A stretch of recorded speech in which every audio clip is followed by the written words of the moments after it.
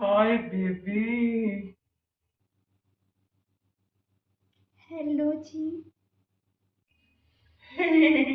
सनोरिटा, मैं इस बार तुम्हारे लिए दो दो सरप्राइजेस लाया हूँ। इन छोटे मोटे प्रोग्रामों से कितना कमा लेते हो? ऐसा क्या है जी?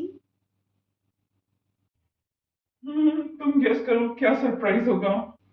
आज चॉकलेट डे है ना, तो आप ज़रूर मेरे लिए चॉकलेट लाए होंगे ना। शाबाश बेटा, बहुत बढ़िया। एक्सलेंट, बिल्कुल सही। ये लो चॉकलेट मेरी तरफ से तुम्हारे लिए। थैंक यू सो मच जी। मेरा दिल चॉकलेट की तरह नरम है सनोरिटा, उसमें ड्राई फ्रूट्स का तड़का हो तुम। हाय मैं मर जावा। तुसी बड़े रोमांटिक हो जी।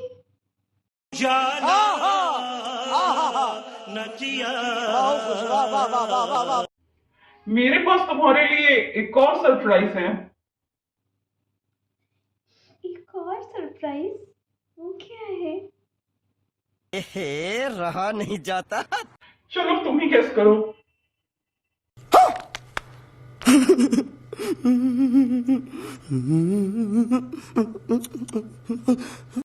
गोलगप्पे हैं? अरे पगली, गोलगप्पे नहीं है। आलू चाट लाए हो? अरे नहीं। ऐसा क्या है जी? अच्छा चलो अपनी आंखें बंद करो। लो जी, बंद कर ली।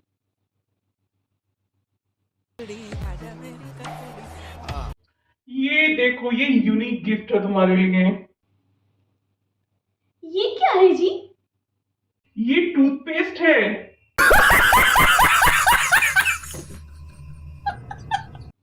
और इसका मैं क्या करूंगी?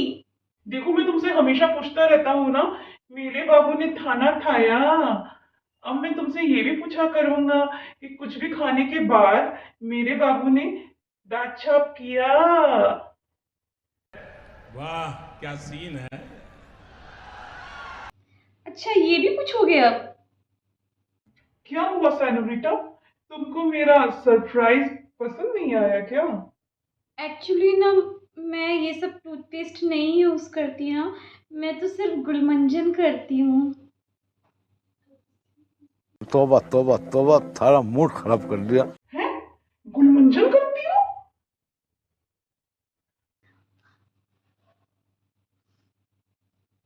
ये कोई बात है करने की? गुलमंजन से सारे दांत घिस जाते हैं, सब खराब हो जाते हैं। अब से तुमको यही करना है। अब ऐसा भी क्या है जी? क्या आपके टूथपेस्ट में नमक है? नमक? अरे नहीं। तो क्या हल्दी है? अरे पगली, टूथपेस्ट में नमक, हल्दी, चाट मसाला या बिरयानी मसाला नहीं होता। तो फिर ऐसा क्या है? Potassium nitrate, potassium nitrate, potassium nitrate और नैनो हाइड्रो ऑक्सी एपिटाइट होता है इसमें। अच्छा जी। एडवांस्ड नैनो टेक्नोलॉजी से भरपूर है ये। इससे तुम्हारे दांतों की सेंसिटिविटी भी चली जाएगी और तुम्हारे दांतों में शाइन भी आ जाएगी। वाओ। और अगर तुम रात में चॉकलेट खाने के बाद इससे ब्रश करके सोगी ना, तो तुम्हारे दांतों में कीड़े भी नहीं लगेंगे। समझ रहे हो? समझ रहे हो आप?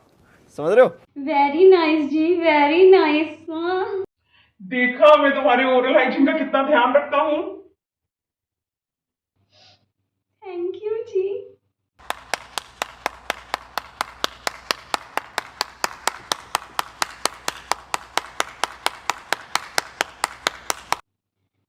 पर ये सब बातें आपको कौन बता रहा है जी? अरे वो जन स्वास्थ्य सेवा वाली जो डॉक्टर मैडम है ना, वो ये सब बातें बताती रहती हैं। मैं उनके सारे वीडियोस देखता हूँ। तुम भी चाहो तो उनके सारे वीडियोस देख सकती हो। हाँ जी, हाँ जी, हाँ जी। तुम भी उनका चैनल सब्सक्राइब कर लो और बेल आइकन बजा दो, और हम साथ में सारे वीडियोस देखा करेंगे। और अभी भी दिखाता हूँ मैं उनके वीडियोस तुम्हें। तो चलिए शुरू करते हैं। Hello everyone, welcome back to my YouTube channel. मैं हूँ डॉक्टर दरक्षा। चॉकलेट तो सभी लोग खाते हैं, लेकिन चॉकलेट खाने के बाद क्या आप लोग मुंह साफ करते हैं? जी हाँ, चॉकलेट खाने के बाद मुंह साफ करना ज़रूरी है। अगर आपने ऐसा नहीं किया तो क्या होगा, जो चॉकलेट है वो आपके दांतों पे चिपकी रह जाएगी और फिर वही कहानी कीड़े लगने वाली, यानी कि डेंटल केरीज। जिस चीज़ को आप लोग दांतों में कीड़ा लगना कहते हैं, हमारी लैंग्वेज में उसे डेंटल केरीज कहते हैं। तो आइए आज हम समझेंगे कि अगर हम चॉकलेट खा के मुंह नहीं साफ करें तो हमारे दांतों में कीड़े कैसे लग जाते हैं। जो हमारा दांत होता है उसके ऊपर प्रोटेक्शन के लिए एक लेयर होती है जिसे कहते हैं इनेमल। आप इमेज में देख सकते हैं, वो दांत बाहर से पूरा वाइट दिखता है, वो इनेमल की वजह से दिखता है। वो प्रोटेक्शन के लिए एक लेयर होती है। अगर हम देखें, अगर हम इमेजिन करें कि अगर दांत को बीच में से काट दिया जाए तो वो कैसा दिखेगा, उसके बगल में आप इमेज में देख सकते हैं। उसमें ऊपर इनेमल की लेयर है, उसके बाद डेंटिन की लेयर है और डेंटिन के अंदर है पल्प। पल्प के अंदर आता है नर्व्स होती हैं और ब्लड वेसल्स होती हैं। नर्व्स और नर्व्स की जो नर्व एंडिंग होती है वो डेंटाइनल टिब्यूल्स में जाती है, यानी कि जो डेंटिन होता है, डेंटिन की टिब्यूल्स होती हैं, उसमें उनकी नर्व एंडिंग्स होती हैं। तो जैसे जैसे हमारे इनेमल की लेयर ख़त्म होने लगती है, धीरे धीरे डिग्रेड होने लगती है, वैसे ही हमारे जो डेंटाइनल टिब्यूल्स हैं वो ओपन हो जाते हैं, क्योंकि इनेमल का प्रोटेक्शन जो था वो तो ख़त्म हो गया। तो ये डेंटाइनल टिब्यूल्स जब ओपन होने लगती हैं तो हमको सेंसिटिविटी, ये सब चीज़ें, ये वो प्रॉब्लम्स होने लगती हैं। सबसे पहले अगर हमने चॉकलेट खा के मुंह नहीं साफ़ किया तो कैरीज़ हमारे इनेमल से शुरू होगी। चॉकलेट जब कांटेक्ट में रहेगी हमारे टूथ पे तो बैक्टीरिया उस पे एक्ट करते हैं, और जब बैक्टीरिया उस पे एक्ट करते हैं तो एसिड रिलीज़ करते हैं, और एसिड रिलीज़ करने की वजह से हमारे जो इनेमल की लेयर है उसका डीमिनरलाइजेशन शुरू हो जाता है।